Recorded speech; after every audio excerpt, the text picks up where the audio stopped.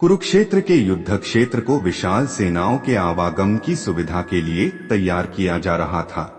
उन्होंने हाथियों का इस्तेमाल पेड़ों को उखाड़ने और जमीन साफ करने के लिए किया। ऐसे ही एक पेड़ पर एक गौरैया अपने 4 बच्चों के साथ रहती थी। जब उस पेड़ को उखाड़ा जा रहा था तो उसका घोंसला जमीन पर गिर गया, लेकिन चमत्कारी रूप से उसकी संतानें अनहोनी से बच गई। लेकिन वो अभी बहुत छोटे होने के कारण उड़ने में असमर्थ थे। कमजोर और भयभीत गौरैया मदद के लिए इधर उधर देखती रही। तभी उसने कृष्ण को अर्जुन के साथ वहां आते देखा। वे युद्ध के मैदान की जांच करने और युद्ध की शुरुआत से पहले जीतने की रणनीति तैयार करने के लिए वहां गए थे। उसने कृष्ण के रथ तक पहुंचने के लिए अपने छोटे पंख फड़फड़ाए और किसी प्रकार श्री कृष्ण के पास पहुंची। हे कृष्ण, कृपया मेरे बच्चों को बचाए, क्योंकि लड़ाई शुरू होने पर कल उन्हें कुचल दिया जाएगा। सर्वव्यापी भगवान श्री कृष्ण बोले, मैं तुम्हारी बात सुन रहा हूँ, लेकिन मैं प्रकृति के कानून में हस्तक्षेप नहीं कर सकता। गौरैया ने कहा, हे भगवान, मैं जानती हूँ कि आप मेरे उद्धारकर्ता हैं। मैं अपने बच्चों के भाग्य को आपके हाथों में सौंपती हूँ। अब यह आपके ऊपर है कि आप उन्हें मारते हैं या उन्हें बचाते हैं। काल चक्र पर किसी का बस नहीं है। श्री कृष्ण ने एक साधारण व्यक्ति की तरह उससे बात की, जिसका आशय था कि वहाँ ऐसा कुछ भी नहीं था जिसके बारे में वो कुछ भी कर सकते थे। गौरैया ने विश्वास और श्रद्धा के साथ कहा, प्रभु, आप कैसे और क्या करते हैं वो मैं नहीं जान सकती। आप स्वयं काल के नियंता हैं, यह मुझे पता है। मैं सारी स्थिति एवं परिस्थिति एवं स्वयं को परिवार सहित आपको समर्पण करती हूँ। भगवान बोले, अपने घोंसले में 3 सप्ताह के लिए भोजन का संग्रह करो।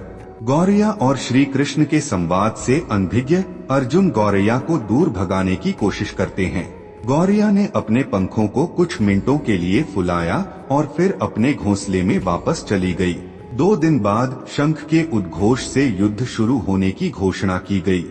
कृष्ण ने अर्जुन से कहा कि अपने धनुष और बाण मुझे दो। अर्जुन चौंके, क्योंकि कृष्ण ने युद्ध में कोई भी हथियार नहीं उठाने की शपथ ली थी। इसके अतिरिक्त अर्जुन का मानना था कि वह ही सबसे अच्छे धनुर्धर है। मुझे आज्ञा दें भगवान, अर्जुन ने दृढ़ विश्वास के साथ कहा। मेरे तीरों के लिए कुछ भी अभेद्य नहीं है। चुपचाप अर्जुन से धनुष लेकर कृष्ण ने एक हाथी को निशाना बनाया, लेकिन हाथी को मार के नीचे गिराने के बजाय तीर हाथी के गले की घंटी में जा टकराया और एक चिंगारी सी उड़ गई। अर्जुन ये देखकर अपनी हंसी नहीं रोक पाए कि कृष्ण एक आसान सा निशान चूक गए। क्या मैं प्रयास करूं? उसने स्वयं को प्रस्तुत किया। उसकी प्रतिक्रिया को नजरअंदाज करते हुए कृष्ण ने उन्हें धनुष वापस दिया और कहा कि कोई और कार्रवाई आवश्यक नहीं है। लेकिन केशव, आपने हाथी को क्यों तीर मारा? अर्जुन ने पूछा। क्योंकि इस हाथी ने उस गौरैया के आश्रय उसके घोंसले को, जो कि एक पेड़ पर था, उसको गिरा दिया था।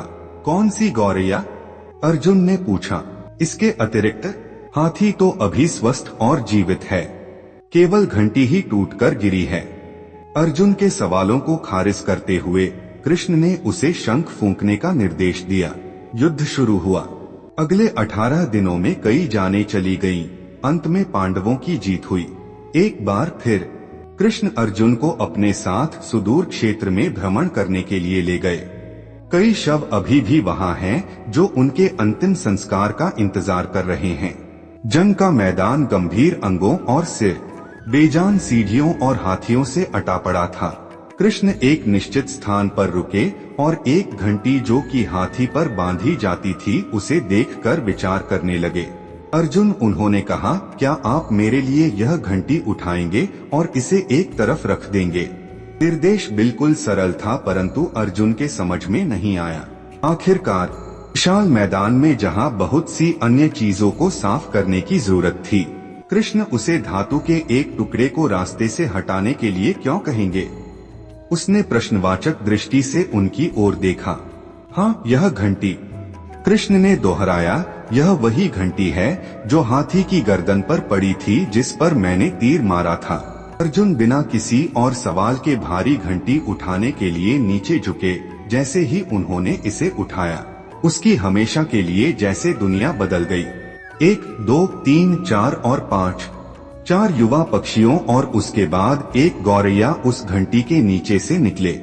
बाहर निकल के माँ और छोटे पक्षी कृष्ण के इर्द गिर्द मंडराने लगे एवं बड़े आनंद से उनकी परिक्रमा करने लगे। 18 दिन पहले काटी गई एक घंटी ने पूरे परिवार की रक्षा की थी। मुझे क्षमा करें हे कृष्ण। अर्जुन ने कहा, आपको मानव शरीर में देखकर और सामान्य मनुष्यों की तरह व्यवहार करते हुए मैं भूल गया था कि आप वास्तव में कौन हैं।